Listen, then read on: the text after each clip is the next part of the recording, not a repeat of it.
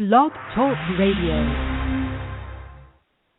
Namaste, everyone. Welcome to Nature of Reality Radio. It is September 30th, last day in September in 2015. This is your host, Andrew Fisher, broadcasting Wednesdays from the suburbs of Philadelphia, Pennsylvania, to expose the true and false nature of reality for what it is and what it isn't. On the show today, we have a speaker who I saw at the Manchester conference, R. Scott Lemriel. I hope I pronounced his name correctly. We will talk about things like the ET UFO phenomenon, time science, multidimensional reality, etc., etc. Very fascinating individual, polymath of sorts. I guess polymath is a good word to use here. He hasn't in the queue yet, but folks, something I think I should get out. Maybe a couple of you who are listening to this show may already be aware of it. I was going to go to Arizona, in the Wilcox, Arizona area at the Peyote Way Church over the weekend to enjoy a nice peyote spiritual experience under the light of the lunar eclipse. That did not happen. I posted something on Facebook, on both my Facebook page as well as the Nature of Reality Radio Facebook page, and also Eddie Craig's Facebook page as well, because I do plan to call into his show on the Rule of Law Radio network, the Logos Radio Network, to expose this. And I also plan to call into Randy Kelton's Rule of Law Radio show to talk about this. But for those of you that read the post, I was not able to participate in that peyote ceremony that I wanted to do over the lunar eclipse this past weekend because I was pulled over by the police in Arizona. I attempted to use Eddie Craig's transportation stop script, and I ran into a cop from hell who did not respect what I was doing. I was literally assaulted, and by the way, this is first-degree aggravated assault with a deadly weapon, a first-degree felony, 20 years to life. That's what the officer did to me, as well as kidnapping and armed robbery. Had to spend 30 days in jail because the officer would not respect my rights down in Arizona. It was a pain in the ass, and I'm going to tell you right now, the Arizona prison, well, the jail actually is not a prison, a jail technically was a lot more unsanitary than any jail you'll ever find in Pennsylvania, guaranteed. And I saw my fellow prisoners and I get our due process rights violated at every turn. I know I'm going to be able to get these charges dropped just by using the process that Eddie Craig talks about in his Secrets Police Don't Want You to Know video.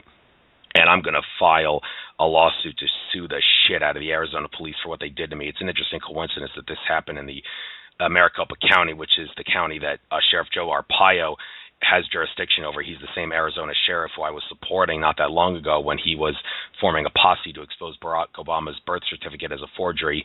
And now I get not arrested, but kidnapped. There's a difference, folks. Kidnapped by police in Arizona on my way to a peyote ceremony that never happened, all because the police refused to respect my rights. And they actually treated me like sovereign citizens get treated. They use the word sovereign citizen to refer to me. And it was downright disgusting, so I knew for a fact that these officers, they wouldn't take people like me kindly. But, well, I'm going to talk more about this in detail when I call into the Rule of Law Radio show on Randy Kelton's show tomorrow. I plan to do that, and if that's a rerun, I'll call in on Friday, and also Eddie Craig's Rule of Law Radio show, both on the LogosRadioNetwork.com website. You can listen to that if you want to hear what happened to me in greater detail. But I believe this is Ray in the queue. Excuse me, if I say Ray, I'm sorry. I assumed off the bat that R stands for Ray. That's my bad. I believe this is Scott Lemriel in the queue here, area code 949. I will get you on no later than 10 after the hour if that is you. But first, enough babbling about my unfortunate experience. Let's start with the news, courtesy of Alex Jones and Company at InfoWars. A first article. Oh, it's a red-linked InfoWars-specific article. Nothing. Well, actually, I guess you could call this significant. InfoWars announces Second Amendment flash rally at UT Austin. Joint counter-protest against gun control group Thursday, October 1st at 12 noon. Yes, a Second Amendment rally is always important in this day and age. Alex Collier said that his ET contacts told him that if we lose the Second Amendment right to bear arms, we lose everything. As the Founding Fathers did put that in the Constitution for us to protect ourselves against tyrannical government. And, well, they want to disarm us, so they staged Sandy Hook to take our guns. So let's not let them get away with that. Although if you do not believe in using violence to escalate violence, then maybe you would be better off without a gun. But a lot of people don't follow that mentality, so let's respect their right to own guns nonetheless. All right, next article. Obama's EPA warns sunlight dangerous to plants.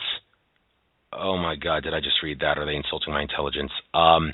Quote, think sunny days are good for plants, not always.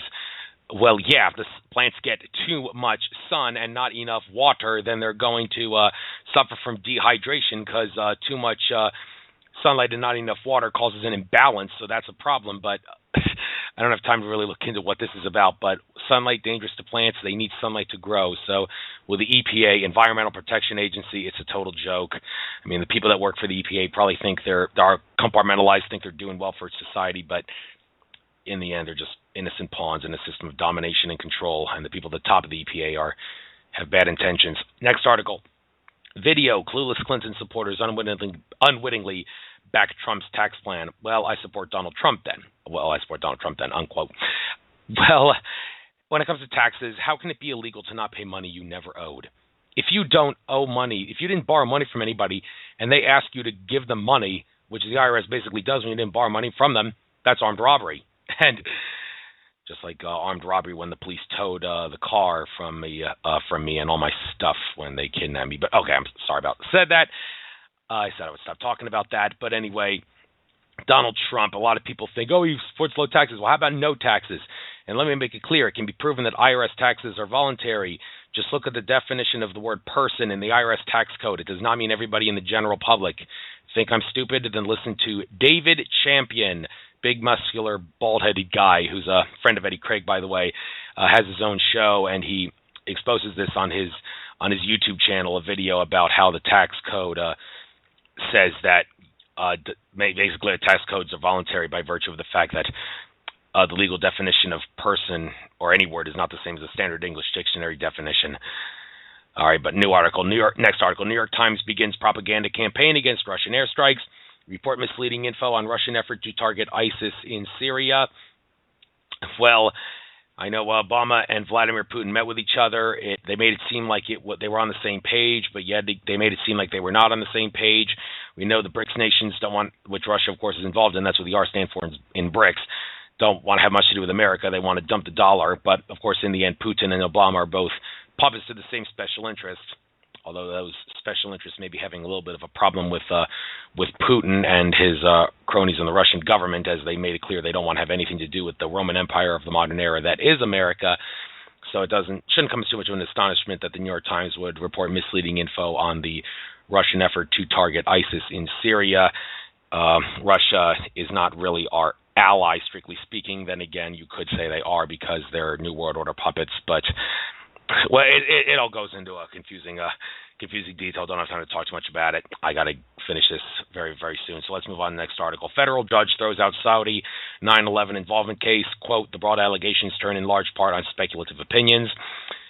Okay, this is absolutely absurd. It makes you wonder if this judge was blackmailed by the NSA, saying, throw out the Saudi 9/11 involvement case, or we're going to show some really disturbing things about you that we obtained through NSA surveillance. I can imagine they would do that. That's what the NSA would do. And we all heard about those 28 pages that are being classified on national security grounds.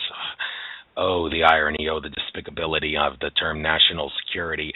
They're hiding those 28 pages to keep us from seeing the Saudi involvement in 9/11. Saudi Arabia played a very big role on 9/11.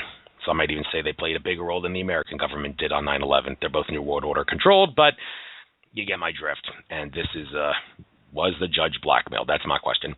Next article, did you know America now similar to 1930s Germany? The parallels between 2015 America and 1933 Germany are shocking.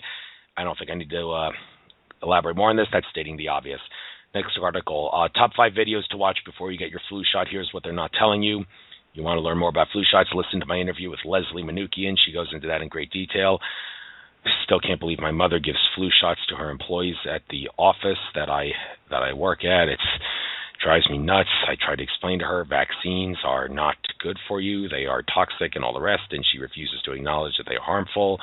I don't know how much more brainwash she can get. It's a shame, but don't take vaccines if you know it's good for you. Next article. Trannies want you to say birthing individuals instead of pregnant woman. The phrase pregnant woman promotes trans hatred, according to transsexual activists. Okay, this is just more nanny state propaganda.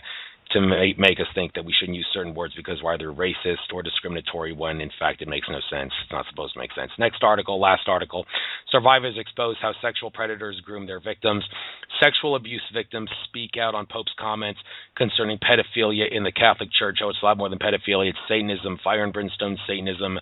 Leo Zagami, former 33rd degree Freemason, said that there is a reptilian base underneath the Vatican. I can't but wonder if that base was destroyed, because Andromeda Council contactee Tolek, among other people, said that underground reptilian bases were destroyed. I'm going to assume the one under the Vatican was also destroyed, but, there's a lot more than just pedophilia. There's rape and all the rest of it. And, well, I'm glad I wasn't in Philadelphia when the Pope was here, but then again, well, being in an Arizona jail for a few days because the police would not respect my rights was not very pleasant either. But then again, I can actually smile a little bit knowing that everything happens for a reason, and in the end, this is going to work out nicely. Resolved a lot of karma. Justice is going to be served. The police will suffer. Well, I'm not going to make them suffer. I'm just going to sue them. Okay, let me just get R. Scott Lemriel's page up here, his webpage. I want to use it as a guide, paralleltime.com. All right, there it is, and I believe this is him. Area code 949, R. Scott Lemriel. Is this you? That's me. How you doing? Glad to have you on. Yes. Sure you're not as rattled as I was. I'm sure, you were obviously on here. Well, after what you went through, I can imagine you would be. Yes. Well, enough talking about my unfortunate experiences. We are right in the middle. Well, actually, we're in the later stages of Wave X. One might say that the Wave X period is over, because most people would have thought that the lunar eclipse that happened a couple days ago on the 27th going into the morning of the 28th was, in some sense, the peak of Wave X, or the later part of the peak. So I didn't really get a chance to talk too much about you, because I wanted to tell people what happened to me, just so they might be aware that there might be a few flaws and delays in what I'm going to be able to do in the future. And I also had to cover the news, so I'm going to give you the floor to talk about your life, what you've been through, and all that stuff. And then we'll start talking in greater detail about the facts, the knowledge, and the wisdom about the subjects that you talk about. So your life, you got the floor. Great. Probably should introduce myself as the author of the Say Raise Agenda. The final 4th edition just came out about a month ago, just while I was at the Mount Shasta Summer Conference, doing a 2-hour presentation there. It was a 5-day event. And I had to have books reshipped up there for people who wanted them from the regular shipment to my house, and that's another story. Don't need to go into that. It all worked out fine. So that final 4th edition has special techniques in the back, an extensive section for the prologue and all 29 chapters that help. They're designed to help people begin to connect with, in a safe way, a protected way, to have the experiences of hidden truth I reveal in that book. So that makes it an experiential book and of benefit for people. That's one thing. Should probably give a little bit of background about how I got into this, because it always comes up. I suppose I should go back to maybe when I was, I think I was 5. No, I was younger than that.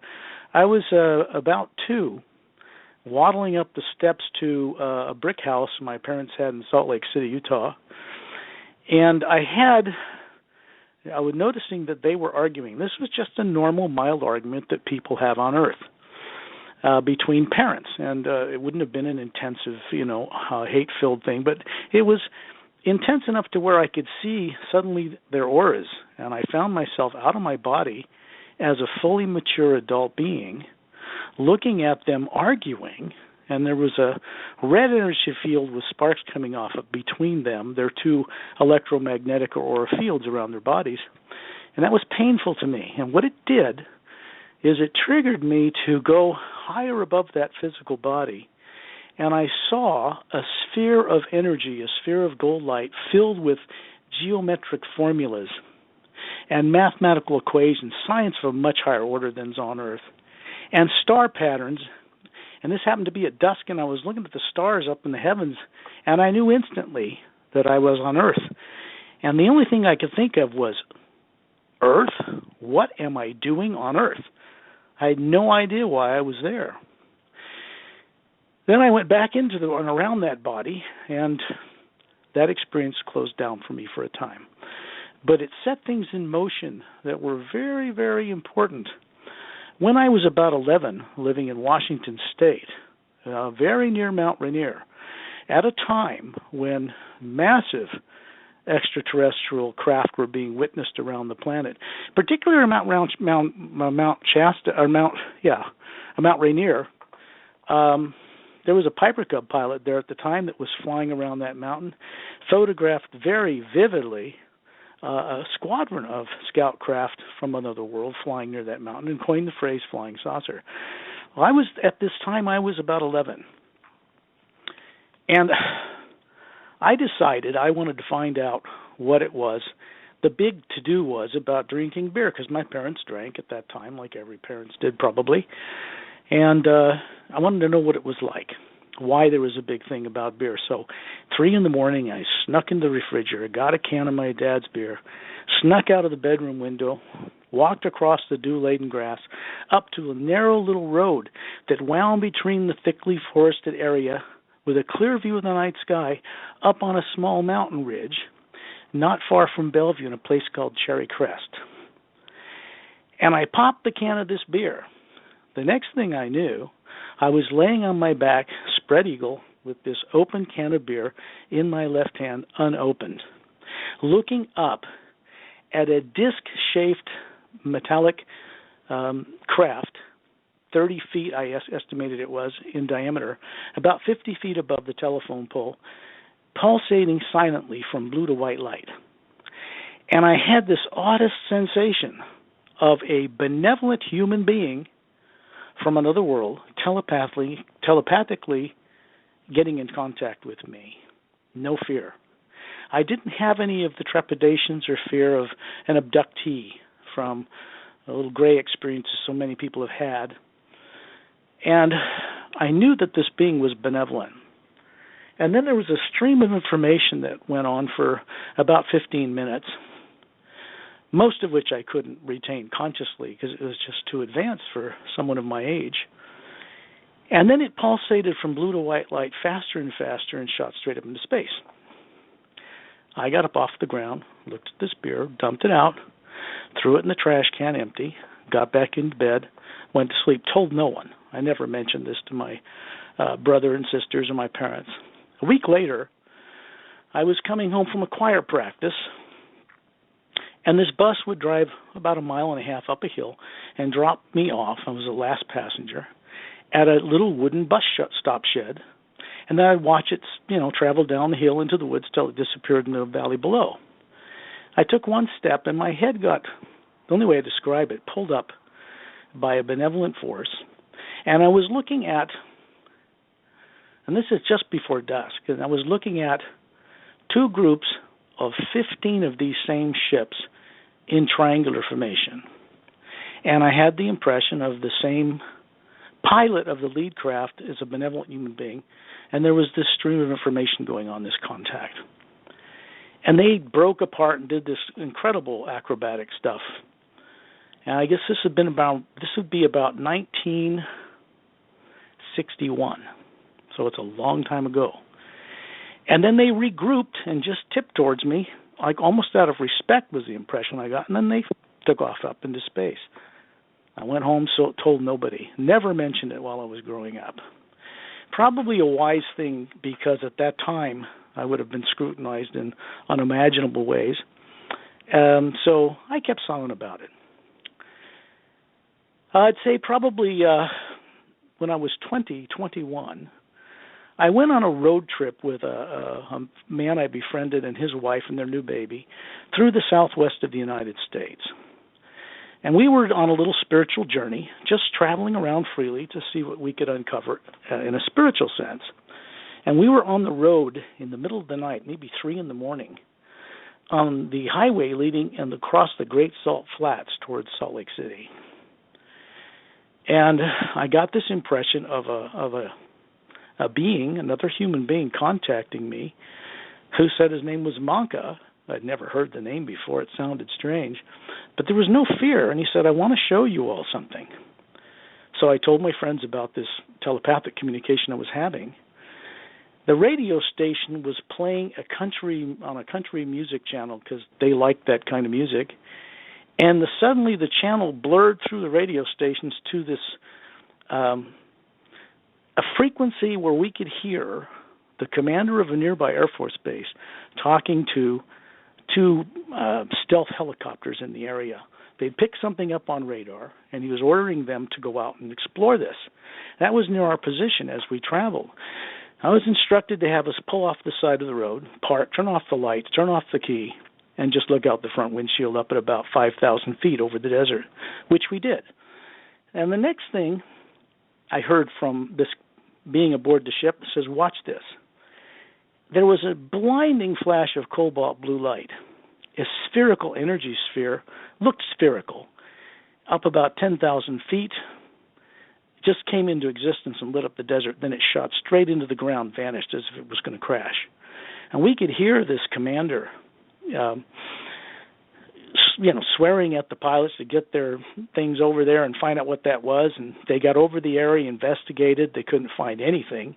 Nothing was on radar. And then they were ordered back to base. We looked at each other. It was pretty amazing to have such an experience. And we started the car up and went on our way. These are the kinds of things that began my journey some decades ago into exploring deliberately hidden truth. And because of those experiences, I discovered a great deal about life on other worlds, life in parallel dimensions. I did an extensive exploration of the past time track because I had the ability to leave my body and do these kinds of things over many years to put together a deliberately suppressed history of Earth and our solar system. And I wrote a trilogy story called the Parallel Time Trilogy. The first book of that is now just about to be published sometime before the end of the month. And it's called The Emerald Doorway, or it may just come out as Emerald Doorway, subtitled The Three Mystic Crystals, book one of the Parallel Time Trilogy. It has 33 illustrations in it. It will be out with a special glossary of characters and terms sometime toward the end of the month. These were finished, and I had to work on them for decades. And before I wrote the Sayers Agenda, there are two different kinds of books and for different reasons and purposes. So the final fourth edition of the Sayers Agenda is out now, which is a story about Mark Sanfield and Janice Carter that has to do with human beings who had completely had wiped from their memory why they were on Earth and how they got there and where they were going. And that, in the story, is revealed how beings finally find them and contact them and wake them up from this what I call terrorizing implant technology, misused extraterrestrial technology, to close down the higher faculties of direct knowing in people on Earth. That's been done to everybody here. So I was inspired to write the Sayers Agenda because I came into contact during the beginning phase of writing it with a being named Terrellian. Terrellian is a human. He's from a Seres race, S-E-R-A-S. Very few people in any extraterrestrial circles on Earth today know anything about them. You could say that they are the most ancient human race, several billions of years old, that seeded human life in the astral and physical worlds on many galaxies, on this Earth, in ancient Lemuria, Atlantis, and all these kinds of things, including most bipedal spacefaring races that exist out there today, both benevolent and malevolent. Or what we'd call, tyrant races or very benevolent races, good races, that diverged some time ago into their separate paths. But originally, they were all benevolent. This race was responsible for bringing into existence and nurturing younger races to a spacefaring level, and they vanished a very long time ago. I began exploring with them some of the hidden history that happens off-world, so I could piece together a galactic history that has been, let's just say every human being on Earth has the ability to know this, but the ability to perceive it directly and understand it with certainty has been taken from them. That is all recoverable. one of the reasons I wrote this book is to share with people that everything that was done to people here of a negative nature is reversible. One of the things that's kept that kind of transformation from occurring to this planet and its people is simply that tyrant races from off-world have broken an off-world treaty dating back over 500,000 years at the end of a galactic war that happened in our galaxy, destroyed many worlds. There hasn't been a galactic war since, but there has been a Cold War. And these races, if it came to war, the tyrant races I'm speaking of would lose, as they did back then. But they are sore losers, and they would destroy this Earth if they were kicked off under force. So some way had to be developed, created, that could remove the tyrant implant natures of these beings, off-world and in hidden government people here that have come under their control, especially after World War II. So the Savior's agenda began. And if I had to go through almost 2 years of publishing the book through 4 editions, which is unheard of, I think, in publishing, because I had no idea that the direction this book was heading was that it needed to have a special technique section added at the back so that people could explore what I'm sharing with them for themselves and begin to have direct experience with it as well. So it got published recently as the 4th final edition. That gives you a little bit of background on me, Andrew, and for your listeners. Thank you very much.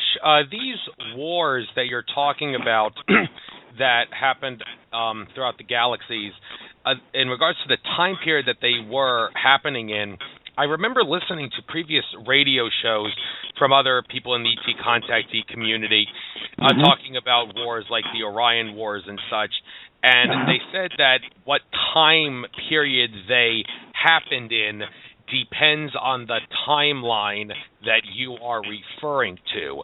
I suppose that gets into the whole subject of time science, which I put in the title of the presentation here because that is something that you're an expert in. Now, first of all, my understanding of time, well, it's kind of confusing because... It's a very good question, first of all. Yeah, it is. And the thing about time and its connection to other things like gravity, I was talking about this with Andromeda Council contactee Tolek and also Mark Kimmel when I had him on my show, and they both said... I met Tolek at the Mount Shasta conference. Right. I was there. Yeah, I was there. Yep. And yeah. In regards to how time and gravity are connected, there is some sort of a connection between time and gravity. And I remember Alex Collier, who was also at Mount Shasta in his presentations in the 90s, talking about how his ET contacts have told him that radiation from a star, not specifically what kind of radiation he made clear, but radiation from a star plays a role in gravity.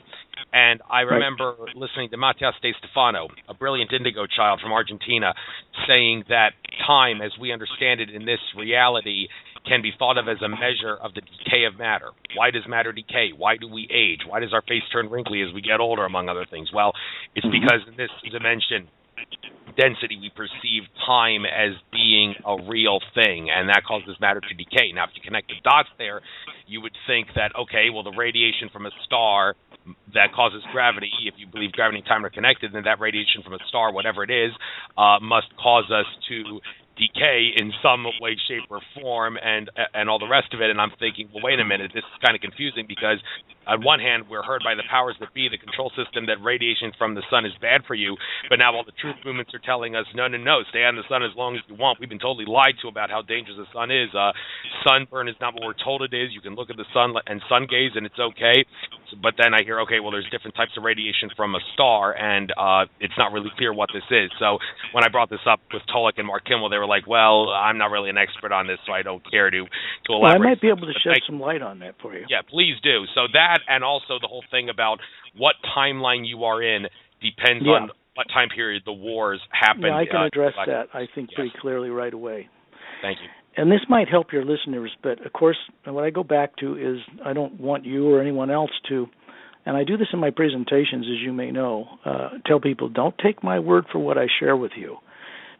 Read what I share with you, explore the techniques I provide for you, and have the experience awoken for yourself so you become the knower.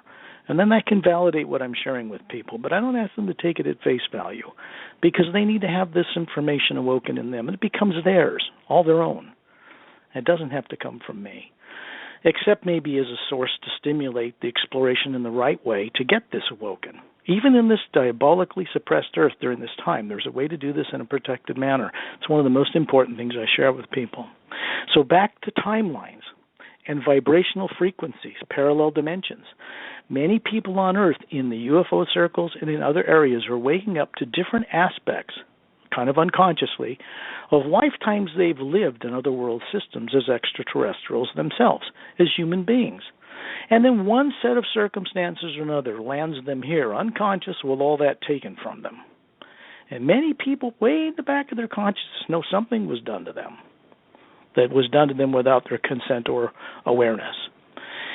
And this goes back into galactic history because most people on this planet have lived more lives out there than they've lived here. They just don't remember it.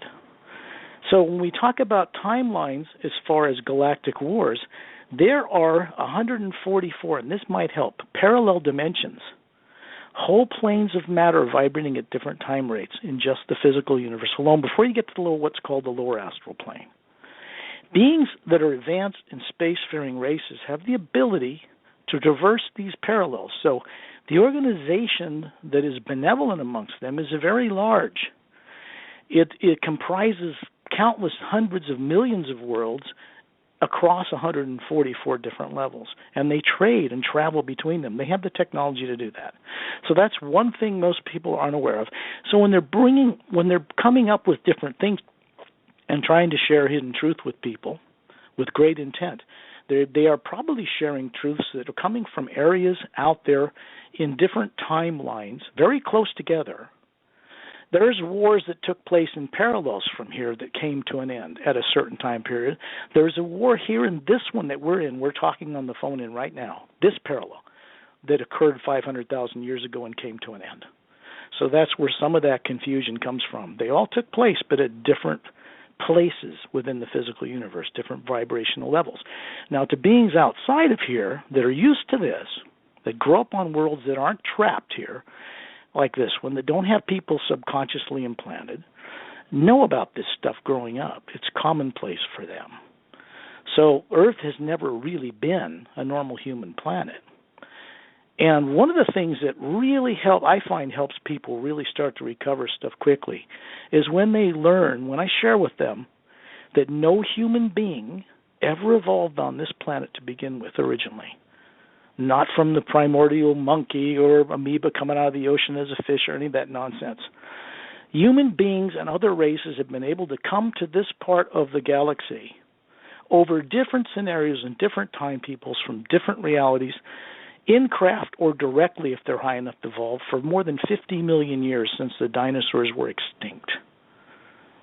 And no race on this planet, whether they're African American or Hispanic or Caucasian, evolved here originally. They are indicative of whole races that predominate on other worlds, that were put here as political prisoners or shut down, genomes shut off on their DNA, and forced to reincarnate here, procreating, kind of like slaves that can be used in the future. And it goes all the way back before Atlantis and Lemriel out into galactic history. And naturally, when I started to wake up to this stuff, I had to do a great deal of exploration to try to put the dots together.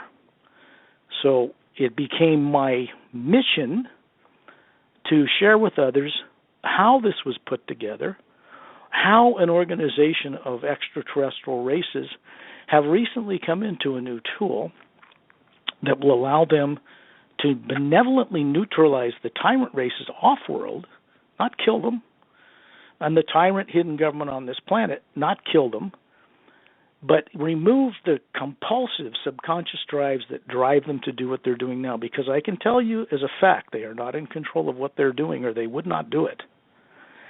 One of the things that tyrants use to keep people enturbulated and closed down from higher knowing is to keep them angry and revengeful at the misuses that these classified people are doing. And they are. Everybody knows it.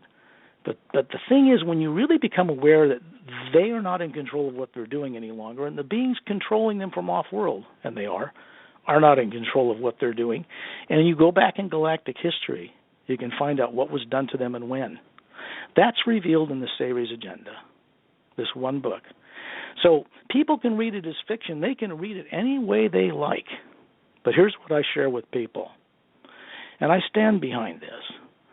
This book is fictional only to the degree that the names of characters and locations of certain events have been changed to protect the mass of people on this planet until after a coming, entirely unexpected, uplifting transformation is more openly underway. The book announces that this has begun off-world, and it's beginning with people in the hidden government. It's beginning with people on Earth. This reversal of this whole diabolical nonsense. Everybody wants it.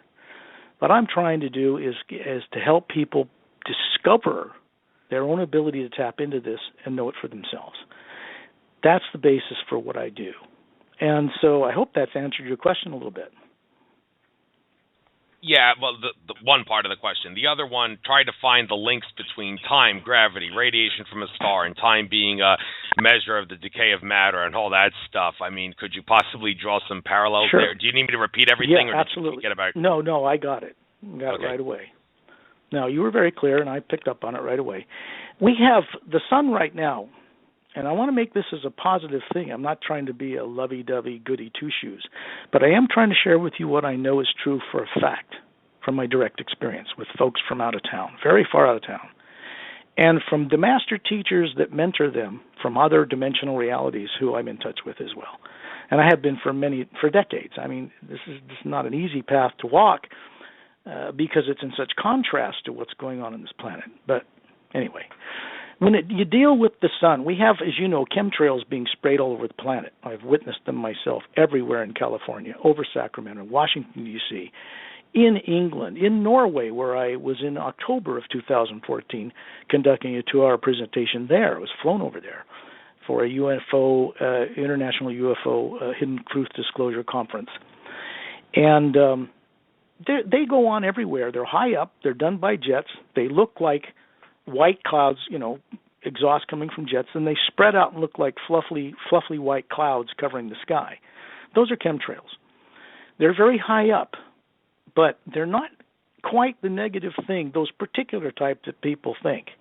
Number one, there is a great increase in the radiation of thermal radiation and heat from the sun in the last few years. Most people have noticed it's far more intense than they've ever noticed it. Much brighter, much hotter. And so part of it is to try to shield the Earth from that intense radiation. And this is being orchestrated by benevolent extraterrestrial races who are shielding some of the intense rays from the sun as it goes through this process, because the sun is like a generator. As the energy is stepped up in frequency, it can have catastrophic effects on a planet like Earth, tidal waves and earthquakes and all that kind of thing. And what I'm trying to share with people here is that kind of thing has been greatly diminished and neutralized so that we can go through a change without that massive destruction. So here we are in 2015, heading to 2016, 16 years after the turn of the new millennium. We've never had a nuclear war. There's been no Armageddon. There's some people predicted a moon plague that would wipe out 3/4 of the population of the planet. That has not happened. The Fukushima accident, most people don't think about this. They're being kept too busy to really look at it. 4 nuclear reactors were allowed to blow up their tops, and the rods went into the air. 100 times worse than Chernobyl that killed, I think, total 25 million people. 2 cities over there are quarantined off. You can't even get in them. That just melted inward. These were allowed to blow up. So it should have killed everybody in Japan, part of Russia and China and the western United States, but it didn't. So whoever planned that to be diabolical is being thwarted consistently.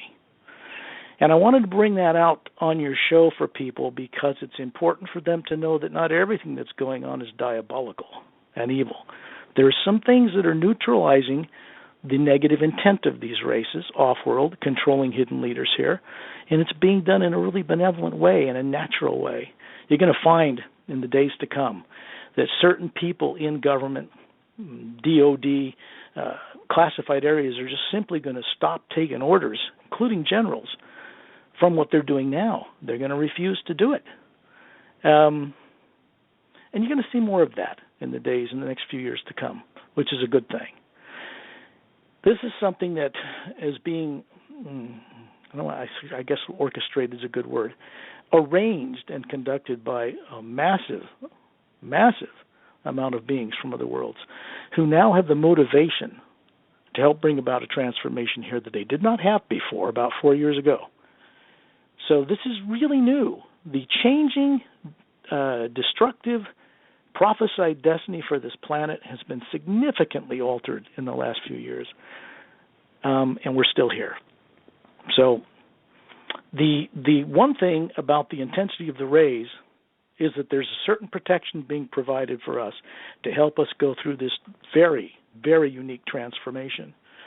A transformation that is being planned for this world, and the rate at which it's being planned has never been done in galactic history that I know on any planet. The poles of this planet Earth flip overnight 180 degrees every 100,000 years, just like clockwork. It's very unique in this way. But it also means that civilizations that come here under treaty, imperial bloodlines and benevolent races, allowed to have certain bases in small places on this Earth. No one race has been allowed to dominate it. Come here, but after 100,000 years, a natural cycle event occurs that flips the poles over this planet over. And the continents sink, the oceans rise. It's a turbulent affair. Very few people survive it. And then it has to be recolonized under treaty, and it's been going on for a long time. So no one civilization's been allowed to evolve here past 100,000 years, while on other world systems out there, in many dimensions in the physical universe, have been allowed to evolve for millions of years uninterrupted. That puts Earth in a very retarded position. So one of the things that I discovered and was informed is that they are arranging the suspension of the polar flips of this planet permanently. That's very big. They got to be pretty evolved to be able to pull that off. So that might help with some of what your question is, and if you want me to take it in another direction, I'd be happy to share what I know. Yeah, I think maybe you might have forgotten exactly what I said. What I said in my question about how time and gravity are connected, like Tolek has said there is a connection between gravity and time. Matías de Stefano, the indigo chop from Argentina, said time can be thought of as a measure of the decay of matter. Things decay and we get older and our face gets wrinkly and all because time, as we age, because time is real. Alex Collier said that gravity. He said gravity has a direct correlation, not necessarily comes from, but has a correlation with radiation from a star. And I heard that there's different types of radiation from a star, and people hear that and try to connect the dots and say, okay, well then if you connect the dots, then that means that radiation from a star has something to do with the decay of matter because time and gravity are related. Gravity comes from radiation from a star, therefore time is affected by the radiation from a star. Therefore, we age and get older and decay because of radiation from a star, and that raises a whole can of worms about negative and positive radiation from a star. That's not why we age here on Earth, though. Okay. I want to help put the two dots together because I think you'll get it. Okay. Because you have the ability to do it. Just if you haven't thought about it this way doesn't mean it isn't in you. So here's what I would say to that. Radiation from a star, nuclear radiation, atomic fission, any of that kind of thing gets out of its lead box is going to kill you. It's outlawed outside of this planet. No spacefaring race other than tyrant races, a few, and they're not even allowed to use it legally. There is no such thing as nuclear bombs outside of this planet. They're outlawed.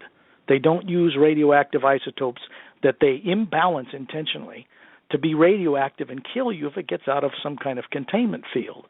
They don't use that source of energy, and they wouldn't. No benevolent race would consider using such a source if it's that dangerous. There's no point to it. It's not constructive in any way. So that's one thing.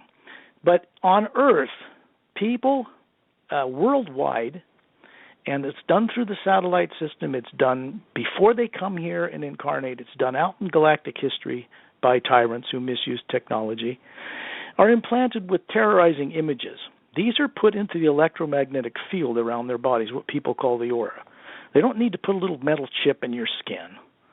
That was all done by military-industrial complex trying to reverse engineer what was being done to them without the need for that.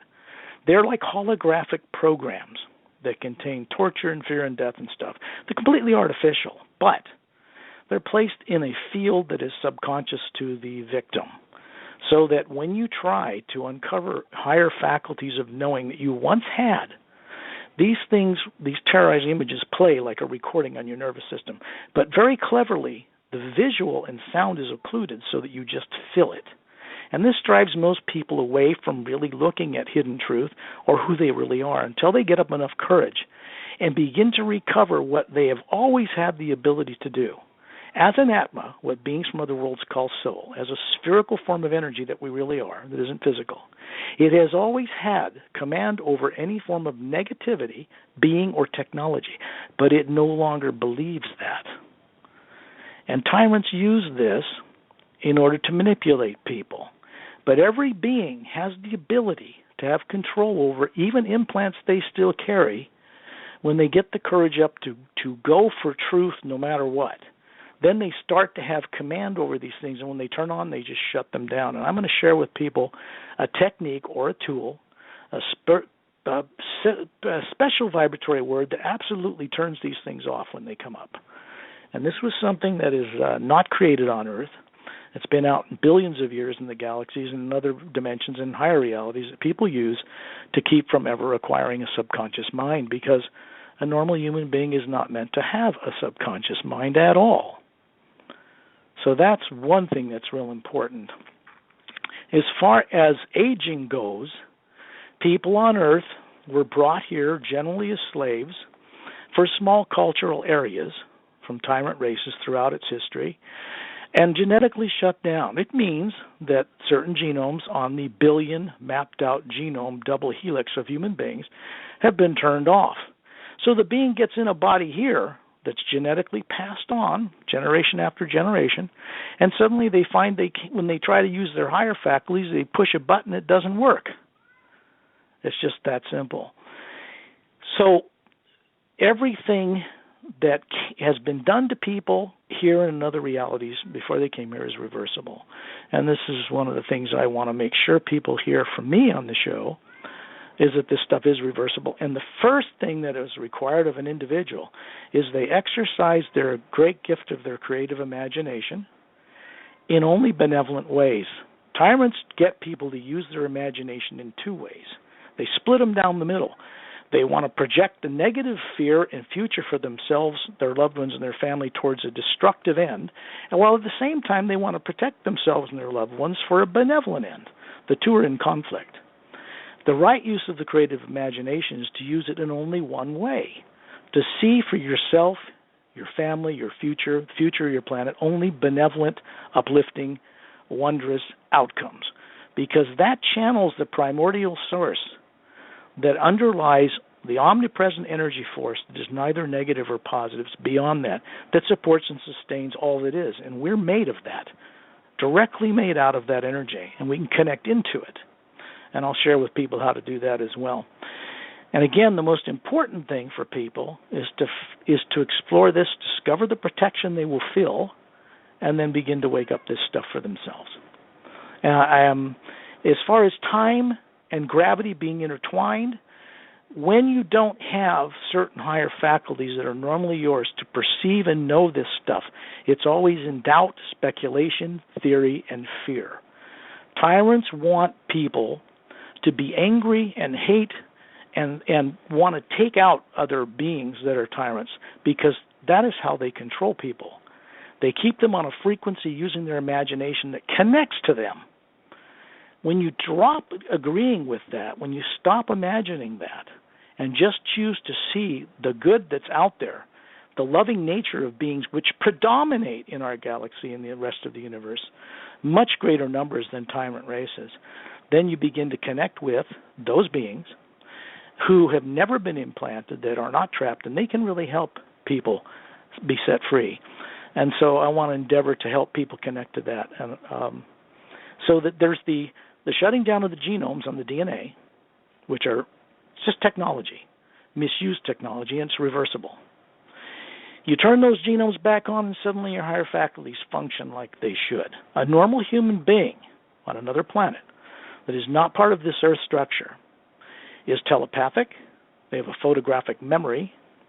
They live at least 1,000 years, up to 20, depending on their mission and what they need to do, and it's up to them, their choice.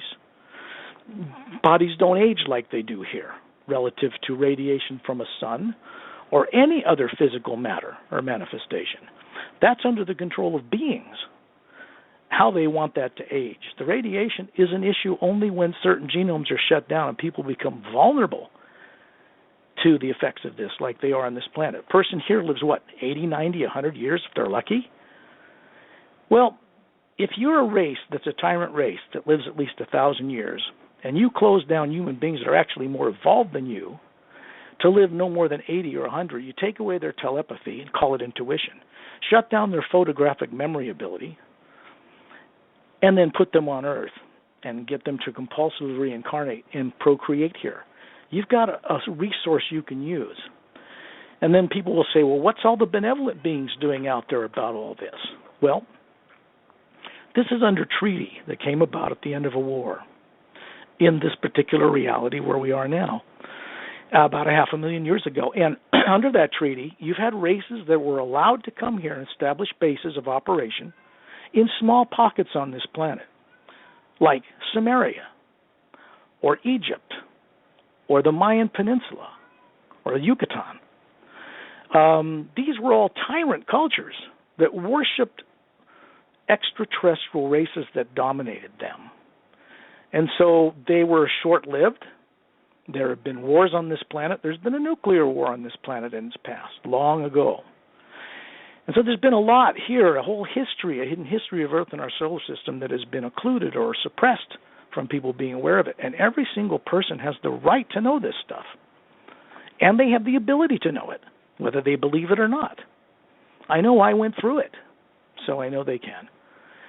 And I hope that's helped to answer that question some. Yes, you did. You did a very good job indeed. Best of your ability, I'm sure. By the way, caller in the queue, area code 586. If you're just listening, great. But if you're calling in to speak to the guest, to get to the guest or the host for that matter, I will be taking calls at 7:15 Eastern Standard Time. So please just be patient. I have some other things I need to discuss with Mr. Scott Lemriel. With that being said, you mentioned Fukushima and the radiation and how the fact that other entities, benevolent entities, must be helping us not suffer from the radiation because we would be dead if they weren't. We would all be dead, yep. Yes, well, it's been said by people like Alfred Weber in my interview with him that Fukushima is a global extinction event, and we are totally screwed. Well, it was planned to be, yeah. Yes, unless we are getting help from the ETs. Well, the question is, to what extent are the ETs going to keep helping us? Because some people say, well, maybe they're not going to. They're going to get sick and tired of having to suppress the radiation so much that they're going to say, okay, let's just help humans go through a consciousness shift in the near future, so they will not have to suffer from this anymore. And it is. I mean, I don't want people to sit back like couch potatoes and think, oh, the aliens are going to come and save us from Fukushima and all the rest, so we don't have to do anything. No. But it could be. But it does kind of seem plausible that the ETs would eventually get tired of having to work on Fukushima all the time, that they would eventually say, all right, let's just say screw it and just make the Earth go through a consciousness shift so we could not have to worry about Fukushima so much and all the other problems and let humanity prosper. Is that a likely scenario or not a likely scenario? No. Okay. No, it's not, because here's the thing. Maybe I'm the first one to say it, but it's going to be known to everybody anyway, so I might as well. Okay, the free will people think they have on this planet, they don't have it anymore. That's a done deal. It's been taken. The real free will to look in the universe and know directly what other beings can do on other worlds that take it is for granted. Kids on those planets grow up with parents and cultures and governments that are benevolent. There is no money. It's illegal. Tyrants use it to control people. And it wasn't created on this planet. Royal bloodlines weren't created on this planet. They were imported here from off-world. They didn't evolve on this planet on their own. So this history goes back between tyrant and benevolent races dealing with planet Earth because of these polar shifts, a great, great deal of time, many millions of years. So with that being said, I only state this because I know that each individual has the ability to wake this up within themselves in a safe manner. And that isn't something I want them to take for granted or to take at face value or just accept my word on faith. I've always said faith is a great place to start, but a terrible place to end up, because it should lead to direct experience, and that leads to direct knowing. Then the doubt and the fear and the speculation and the theory are dropped. Normal beings from other worlds don't work that way in doubt, speculation, theory, and fear. Here, it's commonplace. Everyone knows that. But it's not natural or normal. So, let's see, where were we going with that? Where did you want to take that? Well, in regards to, I suppose, whether it's a healthy or an unhealthy idea to sit back like couch potatoes. Oh, no, I know where you're taking that. No, it's important in this process because everybody is going to be, I don't want to say required, they're going to be inspired to become a co-creative channel of a new ray, a new liberating ray that was brought into existence recently that the Seay rays were first presented with, and then they presented it to the Galactic Council. That Galactic Council is made up of 5,000 members that represent several 100 million world systems across a number of parallel dimensions. And it liberated their consciousness to want to get involved in fixing this place because in galactic history, this planet is extremely important. Everything is connected to everything else. In galactic history, there was a planet that some people refer to as Maldek, or by some other name, that was blown apart by one bomb, almost 6 million years ago in our solar system. It now circles as the asteroid belt between Mars and Jupiter. So roughly twice the distance between Mars and Jupiter as between any other planet, because there was a planet there. And it's going 50,000 miles an hour around the sun in its orbit, and if it's blown up, its forward momentum stretches it out into an asteroid belt, and it continues to circle. The repercussions of that event destroyed most of the atmosphere on Mars. It's pockmarked with meteor stuff, and began this cycle of polar shifting on this planet. So it imbalanced a lot of things. And people who were benevolent back then had this non-interference creed that they didn't want to interfere, so they didn't. But I can tell you it bit them in the ass for 500,000 years because they did not. They didn't have a way to benevolently neutralize tyrant races without going to war. If you go to war to get rid of tyrants, it recreates the karmic situation or the repercussions in physics of for every action there's an equal and opposite reaction. It creates the scenarios ad infinitum into the future, and it never ends. So something had to be done to end this cycle, this monotonous cycle of good and evil. That had to have something that can actually neutralize, permanently retire evil as an experiment, because it was long ago, and replace it with something far more effective. So this had to first come into the awareness of the very advanced, highly spiritually evolved, and technically evolved races out there, which came from their associations with beings in higher realities. And that was something new that was brought into creation fairly recently to do this. Nobody knows how old, well, maybe some do, but they're not talking about it, creation is. The trillions of galaxies out there and all the different parallel dimensions and all the higher dimensions, astral, causal, mental, across the void of the Buddhists into the higher worlds where it's pure positive energy. There's no negative. All this exists, and people once knew it. And what frustrates the heck out of them is that they know they once knew it and they can't quite get to it. So we're going to share, I'll share with you at some point during the program later on a technique, and we'll do it together and for your listeners. And from that moment on, they'll know that they need to do their part in this. It isn't about sitting around on your duff. Here's what's important in all this. The 7 billion plus people that are on this planet did not originate here, number one. Number two, which kind of makes everybody an extraterrestrial, doesn't it? Number two, it's important that they exercise, despite what implants are in their subconscious, the creative imagination in certain ways to connect with beings that are free and have the technology to set others free and the spirituality to do it. And they can do that right where they're on Earth and have a protected field around them while they're doing it. But it's important they experience it for themselves. That's the main thing. And when they begin to recover control over the subconscious, they become less restimulative, calmer, more intelligent, wiser, more perceptive.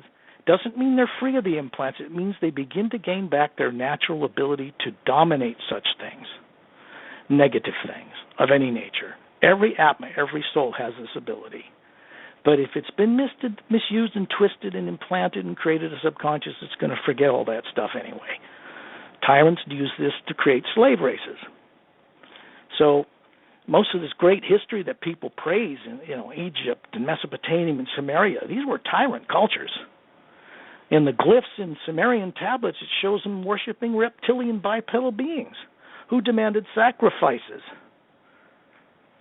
So it's important. People, get terrified of this because they've had it in their experience they don't remember, off-world and other planets and here. And nothing's permanent of a negative nature. And so everybody's still alive that ever existed. They may have lost bodies, true, millions of times, but they're still all here, somewhere on other worlds, other dimensions, or here on Earth. Particularly on Earth, people have been shut down and messed with in ways that without their consent or awareness, particularly with the shutting down of genomes, plus the implantation process, which hidden government people and other things use to control masses of people. If you can keep people in doubt about anything, you can listen to radio shows till you're blue in the face, talking about truth and every kind of subject matter, and after 20 years of listening to them, you still end up with a little doubt about anything you've ever heard, then you've got people divided and conquered because they will not work together collectively. So this thing that I'm going to share with people begins to reverse all that. What's important is that people connect with it and have their own experiences with it. I hope that helps. Thank you. And just a quick thing you said about Maldek. I want to clear up a little confusion here because there seems to be a little controversy about what happened in the solar system in the not-too-distant past. There's some different theories about this. First of all, Zecharia Sitchin, in his books, I don't really agree with what he said. One thing about his theory is that the moon was formed from a cosmic collision. I don't agree with that because, well, there's massive amount of evidence the moon is definitely artificial, but he claims that the asteroid belt was caused by either Nibiru or one of Nibiru's moons colliding with the Earth, which at the time was known as Tiamat. No. And that I figured that was wrong. That planet was blown up with a device. Yes, Maldek. It exploded from the core outward, literally. Right.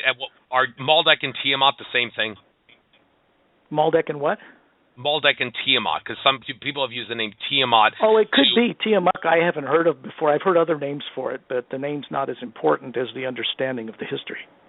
Yes. Okay. So I figured Sitchin's was a little flawed there, and it was actually an entire planet and not half of the Earth that became the asteroid. Well, I don't know. I never read his books.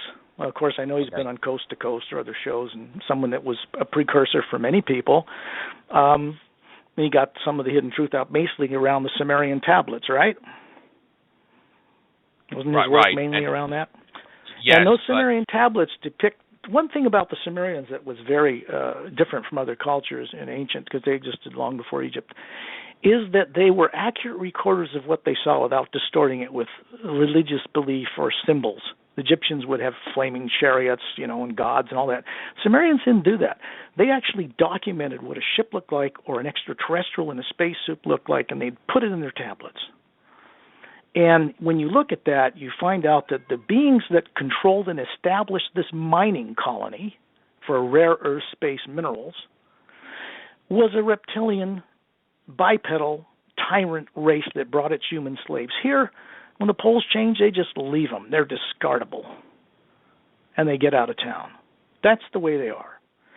So you look at a lot of these ancient cultures that had sacrifices in them, and those are tyrant races, small areas on Earth. There were also benevolent cultures all over the planet with their own little bases under treaty. That treaty that came about the end of a galactic war here in this galaxy 500,000 years ago has been broken so many times in a Cold War it's not worth the paper it's written on, and it's all coming to a final conclusive head. But it is not the Armageddon that was prophesied. People back then saw into the future time track and saw this world destroyed and nuclear war and all that stuff. But the fact of the matter is that governments on this planet have not been allowed to launch a nuclear war, whether they like it or not. You talk about intervention on a benevolent level. They don't like to intervene in the culture of a planet, but there's one thing they will not tolerate, and they put a stop to it during the whole Cold War with the Soviet Union 12 different times. One of the most highly classified things is that the launch computers in both countries, because these knuckleheads actually pushed the button, or tried to 12 times, and their launch computers were shut down every time. So there is, do what you want, but not that, because that will affect hundreds and hundreds of billions of sentient beings in parallel dimensions on this Earth, where worlds of like Earth exist in a different frequency right here, that we have no right as one culture to annihilate ourselves and affect them in a negative way. And it will affect the whole galaxy in a negative way. Because there, around this world, this Earth, there is a whole geometric grid pattern of interdimensional doorways that are natural. Extraterrestrial races long ago mapped out these portals, these openings between one frequency, one parallel dimension, and higher dimensions that act as concentric generators to feed a lower dimension, keep it alive. It gives it a lower energy form to sustain these different creations. They learned how to circumnavigate these openings and travel through them. You can forget the speed of light, because doing it that way, it's not even relevant. I mean, you can get here from the Pleiades. It's 500 million light years away. Is it 500 light years? 500 light years, I think. 500, I think, sounds about right. I think so. And they can get here in under about 7 hours. How do they do that? Not speed of light. Someone in that system can leave on a mission to Earth, very dangerous planet, secretly, and come here and spend, because of the portals they go through, the time differential between them, and they can come out a portal here, say, maybe near Saturn, and then go through another one, pop out above Mount Shasta, and then go inside the mountain or go into a base or cloak their ship, raise the vibration so it's out of visual sight and radar detection, and just move around. And they can come here and carry out a 2-week mission, and let's say they left and took them 7 hours to get here. They can carry out a 6-month mission and be back home and only have gone for 2 weeks. So they can carry out missions and get back home to their families without a problem, unless they're by some reason or another captured by tyrants and suppressed and trapped here. And that's happened to people that have been sent here on missions. Interceptions and things like this. So there's a whole lot of energy and beings and technology and spirituality involved in endeavoring to save this planet from itself, because it's realized that the way this world is now is entirely influenced and controlled by negative, tyrannical bloodline races from off-world that really got into control of it. First, there was Truman. He established a National Security Act, and the CIA, 3 weeks after the Roswell, New Mexico crash, was recovered. That's why those two things were brought into play. So they could classify everything about extraterrestrials, especially in the beginning of the ramping up of the Cold War with the Soviet Union. And under treaty, these guys were allowed to meet with both benevolent and tyrant races from the stars to make kind of diplomatic contacts and hopefully try to provide some technology for the world, which the good guys would not have provided under the circumstances the world was in World War II and after, without certain conditions being met. But tyrants who don't care whether we blow this place up or not, they're just after resources and are not respecters of human beings, would make a treaty, blackmail someone into a treaty, to get the technology we enjoy in the last 60 years illegally, breaking a treaty to provide it here, for one reason. Tyrants from other worlds don't come to planets they intend to control, ever, in galactic history that I know of, with massive ships to blow up and wipe out the civilization and take over the planet. It's a waste of resources, it's a waste of manpower. No. They send a few ships here, contact the elitist part of a world, the most wealthy, the most bent. They get control of them subconsciously, and then they get them to control the elected leaders, who then control the people. You don't need a lot of ships or manpower to do that. And all of that's been policed watched. And there have been ships that have been shot down that our military and other militaries like in Russia and China have recovered. But our militaries on this planet did not shoot them down. Something people need to understand. It's better to lose a pilot, a tyrant group of people, little gray guys on a ship out to abduct somebody. It's better to lose a few of those, and they're expendable, than go to war. So tyrants work on the basis of doing everything to break a treaty just short of going to war. Hitler was like that, but he went to all-out war. The scientists that, because of the Nazi scientists that were recovered by the Soviet Union, former Soviet Union, the United States, got their brilliance not because they were smarter than other engineers and scientists, because they were illegally being given information from off-world. Hitler and his people were their kind of people. They didn't care if Hitler won the war or not, because when Operation Paperclip came about, when they were, after World War II, these scientists and their technique and what they were developing were split up between the Soviet Union and the United States, and they were brought here and pardoned. But what came with them was this link to this tyrant race. So a good group approached Truman and later Eisenhower, and he met with a benevolent human race that said they'd love to help transform this planet, but we'd have to give up all nuclear weapons and radioactive isotopes because there is no constructive good for them at all.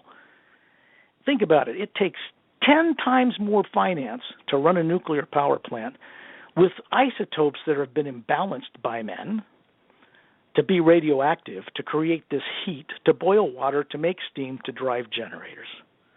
It takes 1/10 as much to run them on natural gas, which the U.S. has the greatest supply of. Now, what's keeping that whole structure in place if it's not financially sound to even do it? And it's dangerous. That's where people should be thinking. What's keeping that in place when it's really not a constructive form of power? It just boils water. Think about that. Gets out of a lead box, kills everybody. You get nuclear bombs, there's no constructive use for one of those. You know, there are other weapons much greater than those. Races from other worlds police that very strongly. Or this planet would have been annihilated already. The race that got in control here by blackmailing Eisenhower, he met with two, benevolent first, then a tyrant race under treaty. And that scared the living hell out of him. Because here he is, this 5-star general, meeting with extraterrestrials, and some of them are very haughty and arrogant and imperialistic bloodline race, saying, hey, these other guys won't give you this technology, but we'll give it to you. And, of course, him and his generals would have said no. He was a good man. He wasn't going to allow them to experiment on our people and get genetic samples, which they wanted. So he says, well, if you don't make a treaty with us, we don't care if you give up your nuclear weapons, whereas the benevolent guys insisted upon it first. He says, you know, we'll give you this advanced technology, but if you don't sign it with us, we'll go to the Soviet Union, we'll give it to them, we'll make them the preeminent power on Earth. This is how they did it. And what Eisenhower didn't know is they were in the Soviet Union making the same pitch to them at the same moment. That's the way they work. And all of that is breaking an off-world treaty to do it. So it is coming to a head. Fortunately, it's coming to a head in a benevolent way. Maybe for the first time, for the first time in galactic history. Not just for this galaxy, but for many, as far as what is about to be done for this planet and what is being done to protect it. Because really, things like Fukushima were end scenarios that didn't work. The 99% of their effectiveness was neutralized almost immediately. And this is just short of direct open intervention and disclosure. So I want to make sure people understand to look at things in a little bit different way if they can. If a person uses their creative imagination to see into the constructive good, only that, and they do it with a certain technique, they're going to find those beings. They're going to connect with those beings. They're going to have dreams at night when they're out of their body, because everyone leaves their body at night, but they can't bring the memory back. That's part of the implant. When you start to bring these memories back, things change. So I hope that's of some help. Yeah, and by the way, just want to point out, a lot of people wonder, why don't I remember my dreams? Well, You ever think maybe you're smoking a little too much marijuana? I remember reading an article recently saying that a lot of potheads don't remember their dreams because the temporary higher consciousness you get when you're not sleeping off marijuana takes away from remembering your dreams at night. So you want to try to kick the marijuana habit. There's a lot of you're right. There's a lot of fans out there of, great fans of extraterrestrials who are absolutely religiously fanatical about that substance as a smoking thing, to get the hallucinogenic effect. But extraterrestrials that I've met with and know have nothing to do with that. They don't travel 500 million light years or 500 light years across space in ships carrying pot plants and smoking chillum joints to come to Earth to pat people on the back about that stuff. They don't need it. They don't use it. And they usually back away from people who do. So here's the thing. Those kinds of elements, any kind of hallucinogenic, is created in what's called the lower astral plane. That's above the 140 parallel dimensions of the physical universe. It's created in the lower part, the negative area. And it's originally designed to open consciousness, as you know, way back in the 60s, to another level, the emotional plane, which is the astral plane. Because emotion set free has a lot to do with making things manifest, good and bad. So it has a good side at some point in the culture of this planet to kind of kick people out of a very stuck place. But it was never meant for people to use it chronically or as a habit. It was meant, these kinds of things were meant to just kick open a door, and then they're supposed to explore that alone. When people get caught in using something that is not designed for that, then it begins to break down. Well, first of all, practically speaking, when someone takes a substance into their body, whether it's coffee or caffeine or anything else that is an excess the body's used to, the body will use a lot of B complex and C to remove it. That's why you come down. People chronically on something are continuing to strain their immune system because the body constantly wants to get rid of it. It's not meant to be a consistent, permanent thing. So there's that end of it. It just becomes negative over time because it starts to break down nutrients, and then the brain doesn't get enough nutrients, and then memory loss and all that kind of thing can happen. I'm not saying that there isn't probably some good medical things applicable from cannabis or marijuana that might be applied in small doses or in certain ways that can help people. But smoking it's like anything, People smoke that, they inhale burnt fibers, carbon fibers, which are carcinogenic, into their lungs. Burnt weed. It's not good. I mean, I don't have anything to do with that kind of thing. I'm not anti it for people who do it. It's not my place to choose for them. But I know from my own experience off-world and from people from out of town and my own explorations that I don't get involved with any of it because it would take me backwards from where I am. And I don't want to do that. So that's simple. Does that answer that? Yeah, just so I point that out. All right, I want to take the callers now. First of all, area code 586. You are on the air. What's your name, where you're from? What's your question? Or are you just listening? Going once, going twice. You're just listening. Okay, next caller, Greg.Mason3.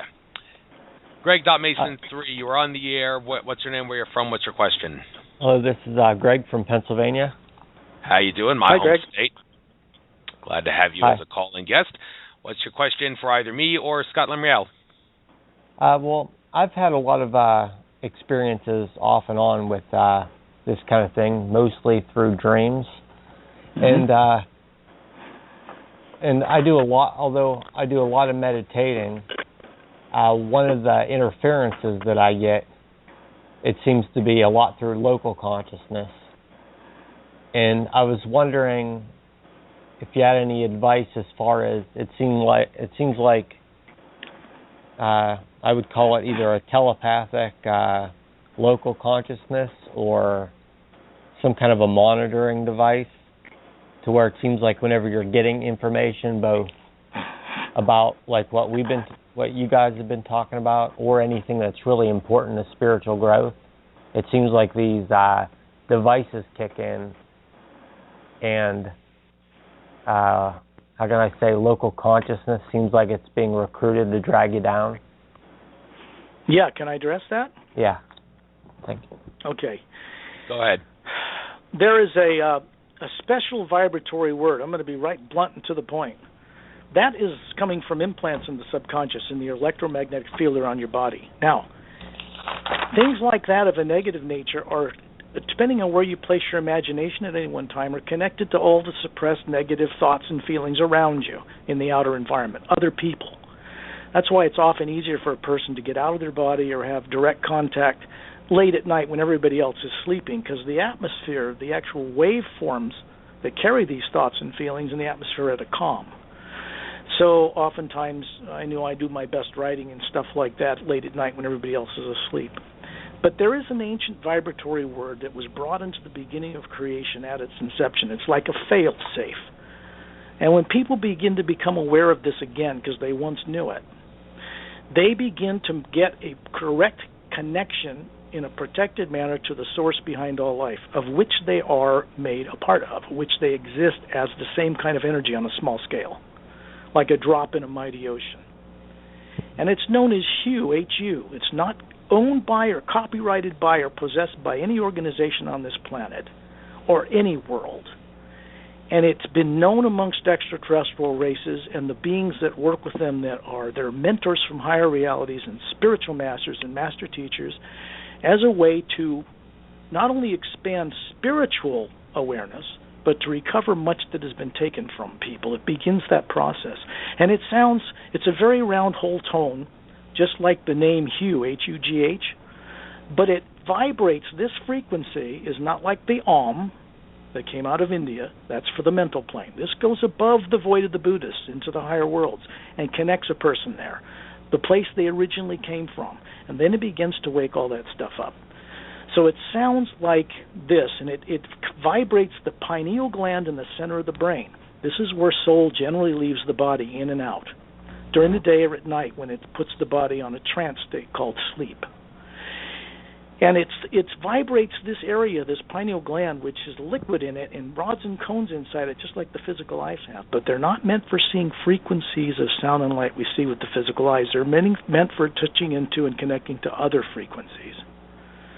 So you bring information back in through the body and record it into the physical consciousness, mind field, through the pineal gland. Now, tyrants would want to calcify that liquid or cloud it so you can't see clearly. And I can get into some things that will help remove that. But the thing of it is, this sounds like this.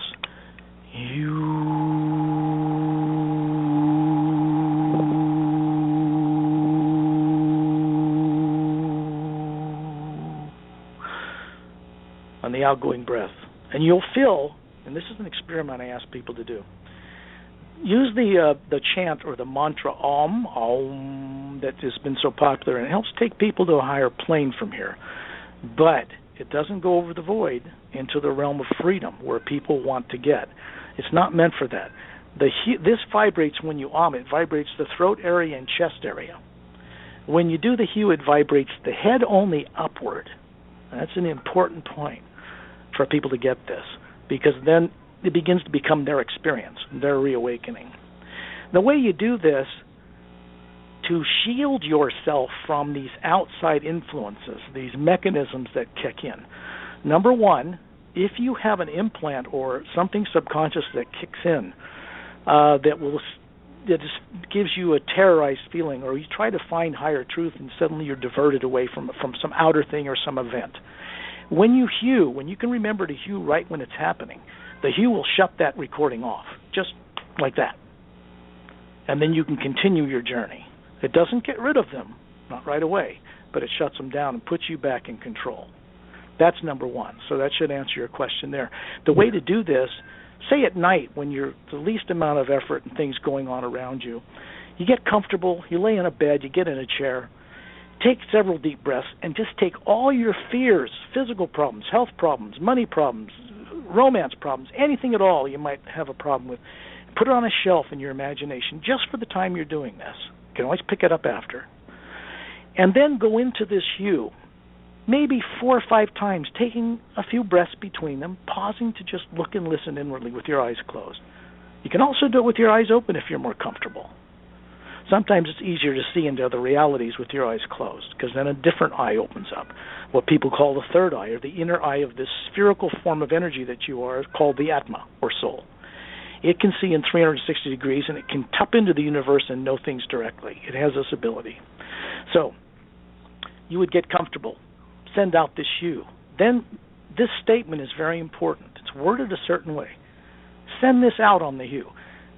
Safely show me purposefully hidden truth on a grand cosmic multidimensional scale, and the much greater knowing of the expansive love within it. And then go about hewing a few more times, and when you come to a natural point, this is a phenomena, you'll just stop, you'll just know to stop. Then you go to sleep without giving it a second thought or any worry about having experience of any kind. Now, if you do that, hopefully at the same time every day for up to 30 days, you will have very profound experiences. And this is important for a person to have for themselves, not from me, for my part, but so that they can begin to work with this tool thereafter on their own. It puts people on their own 2 feet again in this way. Does that help? Yeah, I'll give that a try. Thank you. Well, thank you for calling in. I'm glad you got something from this, and I remember doing that whole exercise at the Mount Shasta conference. It was exercise to remember. It was something else that was amazing. So I can tell you from experience, you'll definitely get something from that, Greg. Okay, thank you. I'll check that online, too.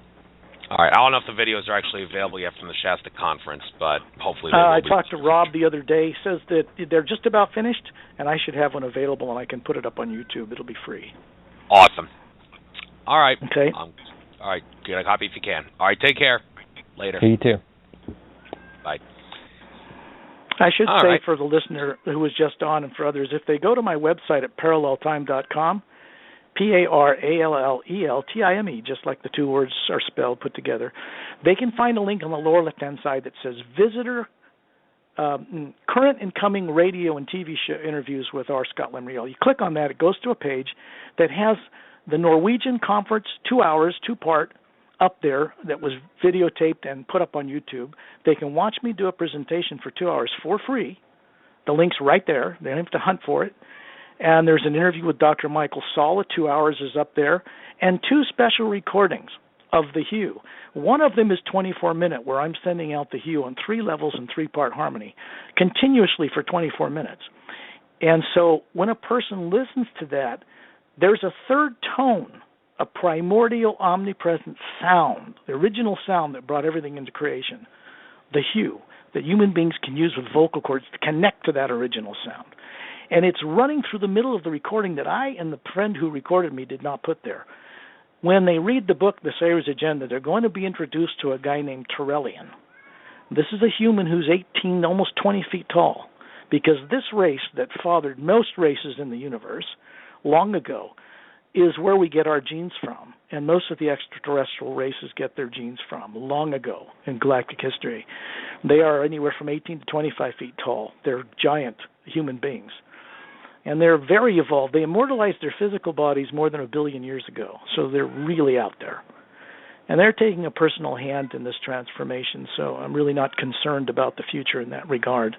But if you go to this website and click on the 24-minute thing, you can hue with it. You can send out your own hue with it, and you'll hear this tone running through my hues. And this is free. It'll never be charged. There'll never be any charge for this. So I hope that that will benefit your listeners as well.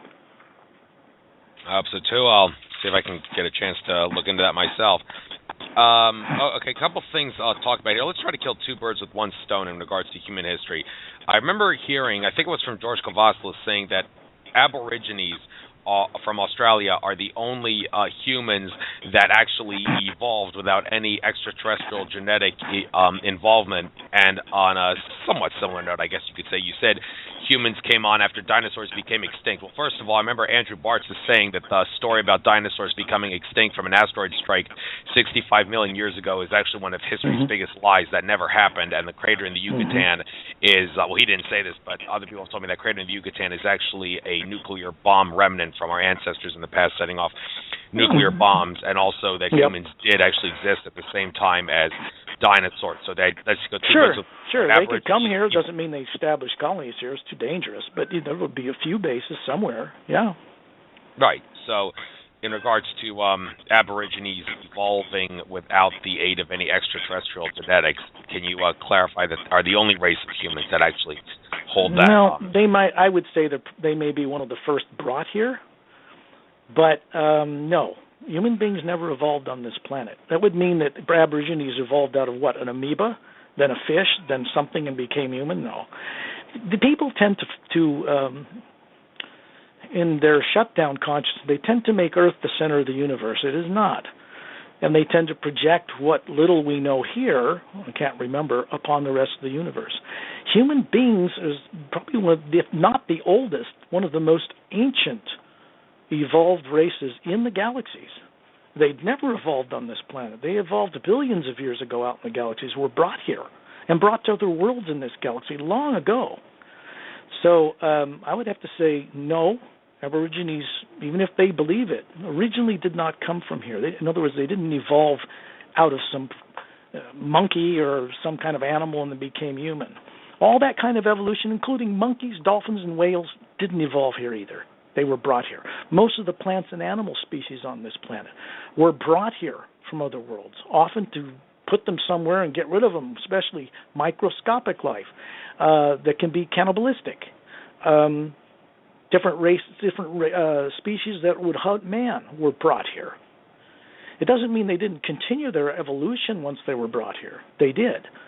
But their origination wasn't from here. That's why we have such a profuse amount of insect life and mammalian life and plant life and human diversity here. Because it didn't originate here. A little common sense and people begin to go, oh, wow, how did I forget that? It starts to unravel from there. Yes, it does, and there's a lot more to learn. Since you're so big on talking about how benevolent and malevolent ETs were operating behind the scenes as they are today, I am currently reading Mark Kimmel's new book, Chrysalis. He sent it to me. He wants me to read it. I wasn't able to read it before our interview, but I just finished reading the tome Tragedy and Hope, all 1,311 pages of it, and boy, that was a chore, but I finally finished reading that, so now I can read Kimmel's book. And one of the first things I read was he was talking about different groups of aliens, and he talked about the Draco-Reptilians, who are, for all intents and purposes, the real bad guys on this planet. Their population is right. And all, but there's still a few around here. And Mark Kimmel, he actually did basically mention this in passing. He said the Draco-Reptilians had an influence upon the founding fathers of the United States. Now, I know for a fact that the American Revolution was an illusion in the sense that the Illuminati bloodlines who control America before the American Revolution still control America after the Revolution. The whole American Revolution was an illusion in the sense that it's a prison with bars before the Revolution, but it was a prison without bars after the Revolution, and all the good things that the Founding Fathers fought for, the Illuminati bloodlines were eventually going to destroy all that, and over the course of time by scaring and brainwashing the American people into giving up liberty for security. But Marcus says the Draco-Reptilians had an influence upon the Founding Fathers. I mean, is he actually saying that the Founding Fathers were like shape-shifting reptilian aliens? Because I have been led to believe, and so have many other people, that the Founding Fathers, they were innocent pawns in that whole conspiracy. They actually did care about freedom and liberty for Americans, and they would in fact be spinning in their graves if they knew that everything they fought for was destroyed. They were like, oh my God, our Illuminati masters never told us that they were going to destroy all the things that we fought for. But is that not necessarily true? Have we been living a lie? Could the Founding Fathers have been pulling off one of the biggest lies in history, and were they, dare I say it, shape-shifting reptilian aliens? What is Mark Kimmel talking about there? No, they weren't. They were human beings. They were sincere about their efforts. But you also have to remember the extraterrestrial influence, good and bad, was already here. And it's been here operating secretly just short of creating enough breaking of the treaty to go to all-out war, because if that had happened, this world would have been destroyed by them on their way being kicked out of here. They're sore losers. So, they brought a bomb with them here like the one that destroyed Maldek. Their two bases are in the Congo, in the jungle, and in the Amazon on this planet. Their two main bases. And much of their influence in taking and abducting people and eating them because they are not respecters of human beings has been stopped. You won't hear stories about that going on anymore. You don't even hear many stories about the little grays abducting anybody in recent times. So that's a positive thing. Doesn't mean the world's saved yet or liberated, but it's underway. So some of the most diabolical things have been stopped. The Founding Fathers would have been influenced, good and bad, but they were basically establishing the colonies and a new America for white slave owners. It wasn't for all races. That wasn't their consciousness at the time. It was about their natural state. They believed they were, superior over the slaves they had. And that took a number of years before Lincoln got that kind of thing abolished. But so the influence was still there from tyrant races, but they weren't reptilians themselves, and there were also good influences around them. It was a kind of a mix. One time, another time, this, that, just short of a galactic war, let's put it that way. Really intensified during the Cold War with the Soviet Union. And one of the things that people can discover if they look into it enough is that there were 12 incidences where both countries actually pushed the button to annihilate this planet and would have, had it not been stopped. Ships would fly over the main launch control computer in the States and the Soviet Union, just shut down their launch computers. They didn't even say hi. Then they'd fly away, get in a distance, and turn the launch computers back on with the launch mode shut down.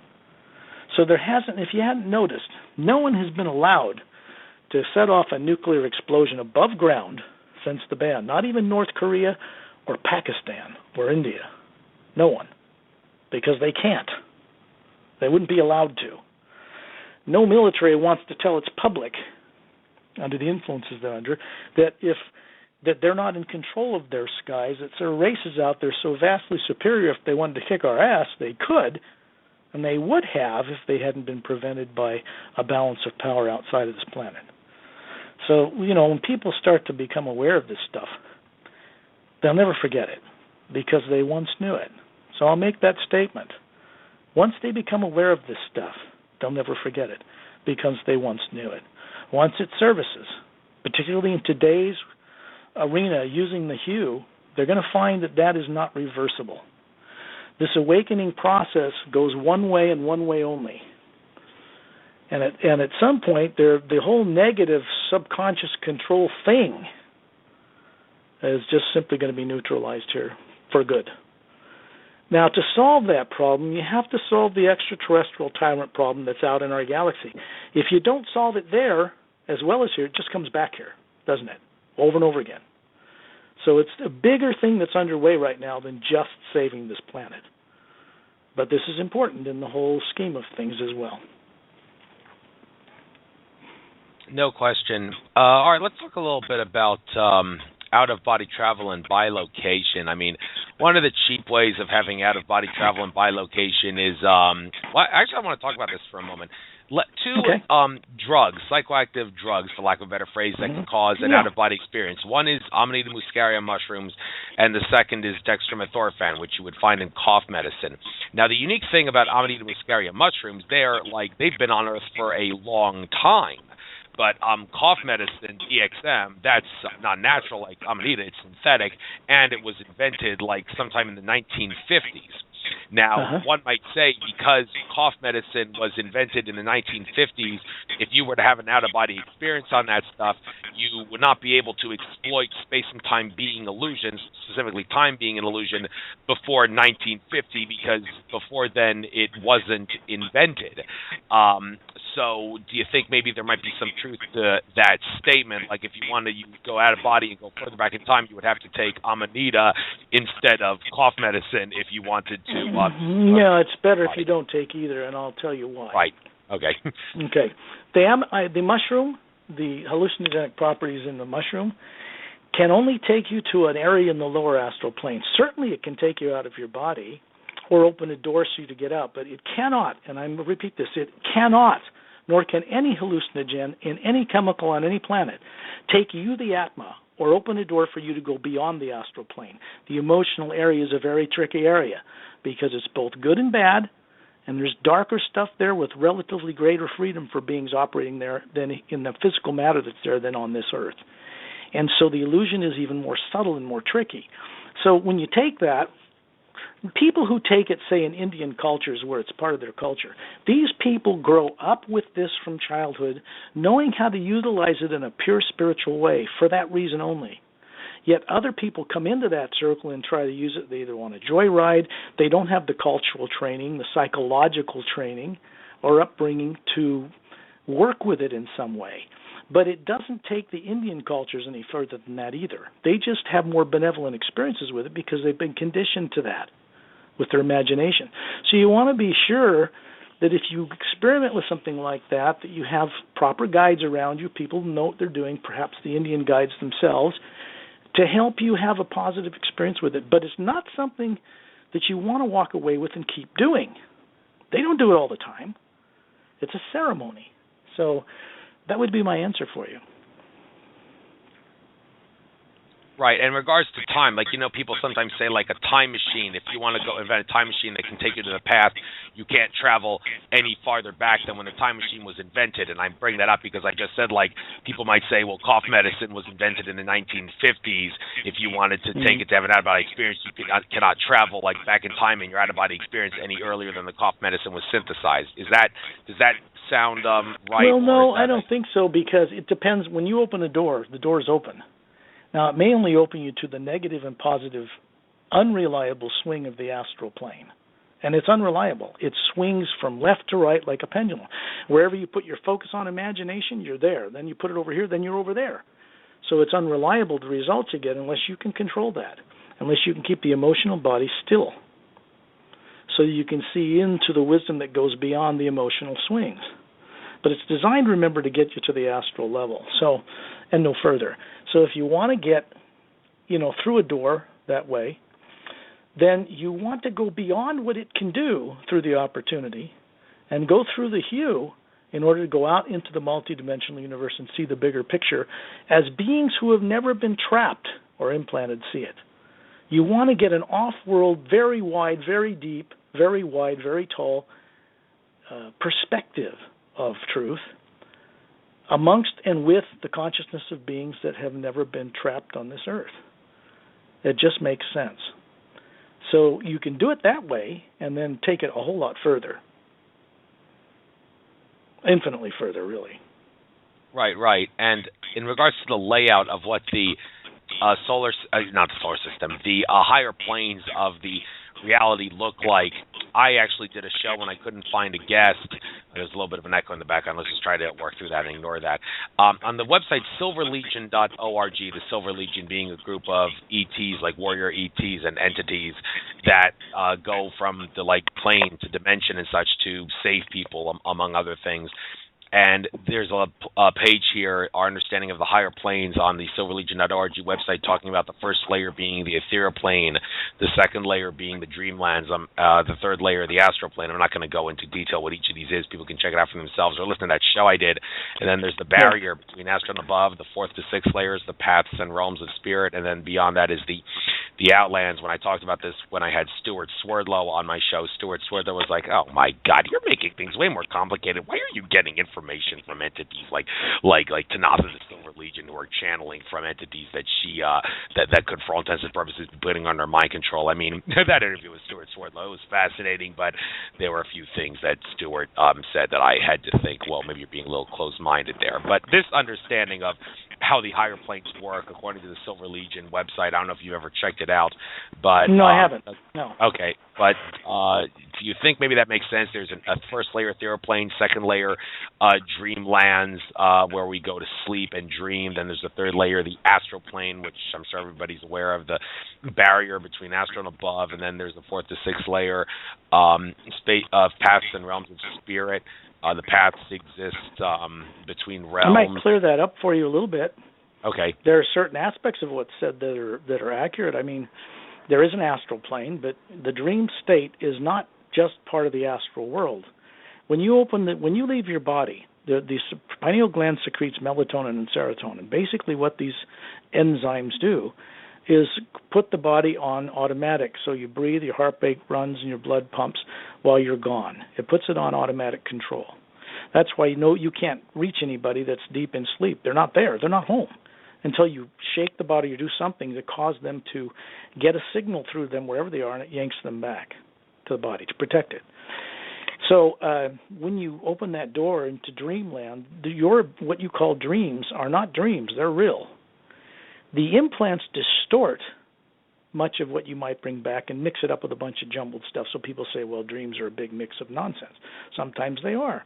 But there's elements in them that are your real experiences out traveling in the universe. You also have a body stationed, a personality, living a life separate from yours, that you as a single soul or atma are running on the astral plane. The next major division up is the causal. The next major division up is the mental. The top part of the mental is the etheric or the subconscious, often where people are trapped through that subconscious area, what they're not aware of. And then there's a great void, a dark, deep, almost impenetrable void. The Buddhists call it the void. They don't believe, most of them, that there's anything beyond that. That's the end. This is not true. On the other side of that void, if you can get across it, is the beginning of what's called the solar atma plane, which is the original embarkation point for beings experiencing things in bodies and in forms in the lower worlds. And above that are many other dimensions of pure energy, more refined, all the way up to a 12th, 14th plane, and things that you have to go and experience for yourself to know. They're so brilliant and they're so different, you can't really describe them in words for people here. But they can know it. They can have it as an experience, and they can bring back their own experience. Then two people that have the experience can communicate about it. Otherwise, it's virtually impossible. So there's that. The dream, there's no dream plane that's only in one plane. It depends on what plane let's say you went to the mental plane, and everything's moved by thought. You live in a physical body there, everything's moved by thought, not feeling, thought. And it's far more advanced than here. You may live millions of years in a single form. In the astral, you can live many hundreds of thousands of years, even thousands of years before that body gets old and perishes, or you leave it, and so forth up these planes.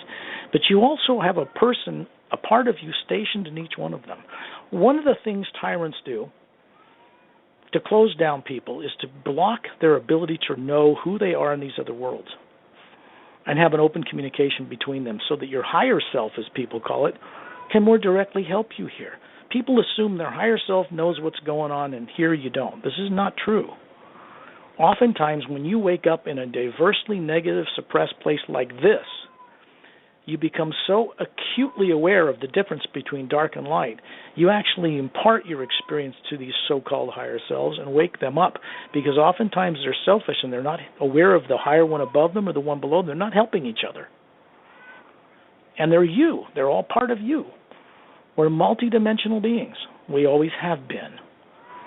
When you can cut down people's awareness of this, then they can't function normally in their normal faculties to know this stuff. Whereas, as I've said before, many beings in other worlds have all these things open. They remember all their former lives in other extraterrestrial worlds. Their children are born, reinforced by parents and their society to leave their body at will, which is normal. They remember the other existences they had when they come into that life. It's not blocked. It's not subconscious. They don't call it dreams. And they're telepathic. They have photographic memories. All of them, when certain genomes are on and not turned off like they have been on so many people here, and they live at least 1,000 years or more. If you're a tyrant race that captures such beings and you don't want them to compete with you, and you live 800 years or a couple hundred years less than human beings, well, you close them down so they reincarnate and live maybe 80 or 100 and get old and shrivel up and die. That's how you control, that's how you have slaves. So this whole process that's on Earth going on right now, with people growing old and dying as they do, it's been going on a very long time here, but it is not normal and it is not natural. And yet people are absolutely convinced that it is. It isn't. So one of the things I'm looking forward to personally, amongst everyone else here, and from friends from out of town, is to see and experience and be part of the transformation for the first time in galactic history of a world on a world scale, like what this one has to go through to survive. And that is going to require benevolent intervention or benevolent assistance from a massive host of beings from off-world to pull this off. Or we haven't got a prayer. So I'm really elated about the destiny of this planet, but only because of what I now know that I would endeavor to share with people, like I did in Mount Shasta or the Galactic Wisdom Conference in Washington in March or the Norway Conference in October in 2014. And now on your radio show, Andrew. Right. Okay, thank you very much. And we got 10 minutes left, just a little over 10 minutes before the live feed is up. If you need to finish a thought or something, we can go past 8 o'clock p.m., but people have to call in if they want to listen. I just want to try to keep the show to 2 hours, like I always say, for the sake of those people. Yeah, I think that's a good number. I think that's a good number, yeah. Okay. So, time science. I want to get back to that for a moment, because in my interview with Jim Self, he talked about how time at this moment is, we are in the fourth dimension, and in the fourth dimension there is no time. It's just that we have not been accustomed yet to acknowledging that the fourth dimension is what we are actually in, so we still perceive it as a third-dimensional reality. But he talked about how, like in the time period between December 12th, 2012 and December 21st, 2012, the end of the Mayan calendar, in that time period, the Archangel Metatron was basically making a statement of sorts, saying that from this point forward, no human will ever be born in the third dimension. And on December 21st, 2012, the core of the Earth blossomed into a fourth dimensional entity from the energy of galactic alignment, as Tolek has explained before. And so we are in the fourth dimension now. We just haven't been accustomed to it yet, to the point where it will cause us to be the fourth dimensional, fourth density humans that Tolek had explained in great detail in his interview with Alfred Weber back in 2011. So do you agree or disagree with that? I agree. The energy on the planet's much higher. People's implants in the subconscious, which remain, keep them from perceiving it and co-creating with it. As I said earlier, it's important that people begin, despite what's been done to them, because they have the courage and they have the ability, whether they believe it or not. The hue that I shared with people will help to wake that courage up and their ability. It will. I know from experience. So, when they begin to use their imagination, which is laid out through my book, The Savior's Agenda anyway, in the way that they do from off-world when they are not implanted, the way they use creative energies and what their fiery motivation is to create is always for the benefit of all life everywhere, not just life on their own planet. That's a normal human being. Humans, HU, is in the front of human, the word, oddly enough. Human. Isn't that interesting? Hidden in plain sight. That's interesting.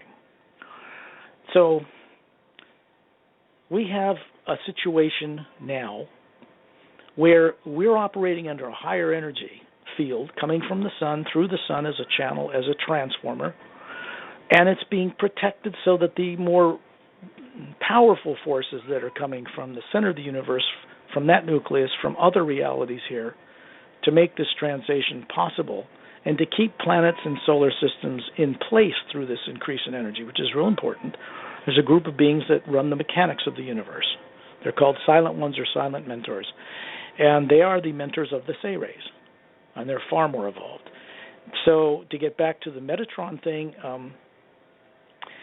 we are operating in a much higher field of energy here, but it's going to take a little bit of people utilizing their imagination in only benevolent ways to kick it all into gear, because it's important that each person on Earth play a co-creative part, not co-worker, not co-slave, co-creative part in working their imagination this way, because when they do that, especially through the U, they start to become a co-creative channel with all those other beings out there to make this transition happen.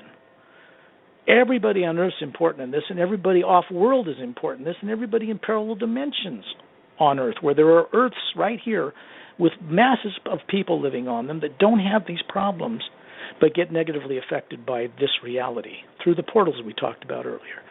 It's all involved, and we're all in this together. So it's going to be important for people to begin to try and experiment with waking up that which they have a right to, that which they have the ability to know, whether they believe it or not, and working with the hue over a fairly relatively short period of time. They're going to start to have some pretty profound dreams and then really some awakenings right in their physical life walking around. And that's important. Yes, it is. And just I want to finish the show on this note. Maybe you could, I don't know. I regret not talking to Tulloch about this when I had him on my show, but he talks about how I've always defended him in regards to him being wrong about how in January 2014 we would have become fourth density humans, and this world would be nothing like what it is in this physical reality, and that didn't happen. And he gave the explanation. It makes sense, yet it doesn't make sense. He said the creator gods at the top decided to shift the timeline so that it wouldn't happen, and the reason they shifted the timeline is because they thought that not enough humans on planet Earth were awake. But Tulloch has also made it clear that humanity, the Andromeda Council contacts, were not aware of the extent that humanity was waking up. There were humans waking up at a rate much faster than the Andromeda Council contacts had expected. Therefore, the creator gods decided, okay, humans are waking up way too fast. At this rate, it wouldn't make sense for us to let them become fourth density humans until humans, even more humans, wake up at the profound rate that they are waking up. So that's what I mean when I say, like, not enough humans were awake, but yet too many were awake. That doesn't make sense, but how does it make sense? Well, I can't address what this person is sharing with you. I don't know who he is or anything about his information other than the Andromeda Council is in the Andromeda Galaxy. There's a great, huge council right in our own that is very awake right now in ways they never were before. And although people from Andromeda are helping this happen, they helped defeat a very violent race 500 million years ago in our galaxy. The ones that had originally implanted the reptilians become diabolical. That goes back in galactic history. You'll find in my book as well. But the changing of the vibration on the planet, the transformation, it's underway. I do not and will not make predictions of dates and times. It gets in the way of a massive amount of beings on many levels that are involved in carrying this out for the protection and safety of this planet, and so that most people are not destroyed through the process of benevolently neutralizing tyrants, because it has to be done in a benevolent way off-world and on this planet in order for it to work, or you just create the karma all over again. This is different, what's happening now. If I knew specific dates of events, I would not speak of them, because people would get fixated on a date and they would do nothing to lift a finger to liberate themselves, and it's important that they at least lift a finger. That's important because their co-creative involvement is important, not in the outcome, because that's been decided, but in how soon and how efficiently it's done. Everybody's involved, but what's going to be happening is, as you're seeing, more and more people are going to start to wake up all over the planet in this way. People that are classified will refuse to take orders. Generals will simply say, I'm not doing this anymore, like we are right now on this show. And we're no different from them. So that's what I want to leave your listeners with. And this hue.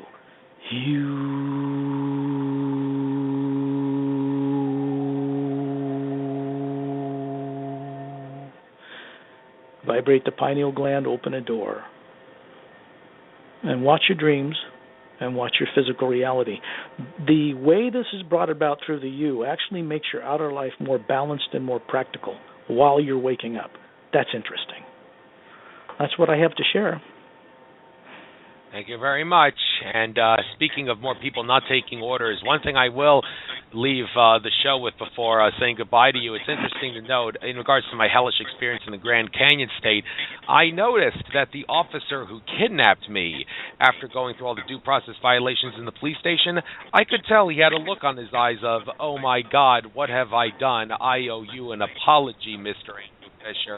But That's the right. reason he didn't say that was because he didn't want to embarrass himself in front of all his coworkers. But I think that maybe, just maybe, I got the entity out of him, and I will not be embarrassed to say that I actually shed a tear in my holding cell thinking about that. So maybe you did the right thing. You know, when you realize that this guy could not control what he was doing and regretted it, you're correct. People that have murdered people under CIA orders or something like this did not want to do it, but they were compulsively compelled to do it against their better judgment. It's like Eisenhower wasn't signing a treaty with an imperial reptilian race to get this technology we have now so quickly developed in 60 years. And so just, when you become aware that these people, when they do what they do, don't want to do it, you become a channel right then and there for this new ray that I reveal what the new ray is and what it does in the book.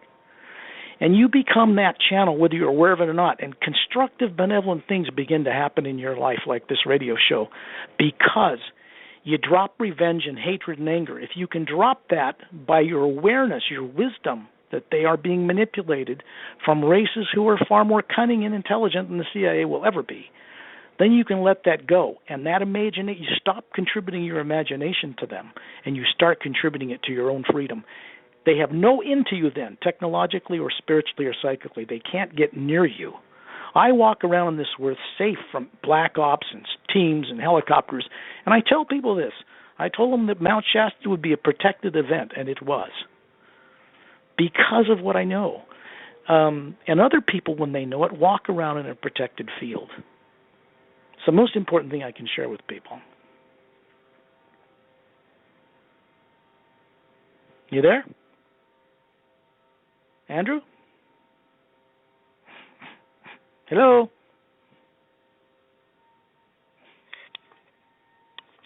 Did we get cut off? I guess it's about time for the show to end, 4:59. I don't know if you can hear me. The phone line's still on, but I don't hear you.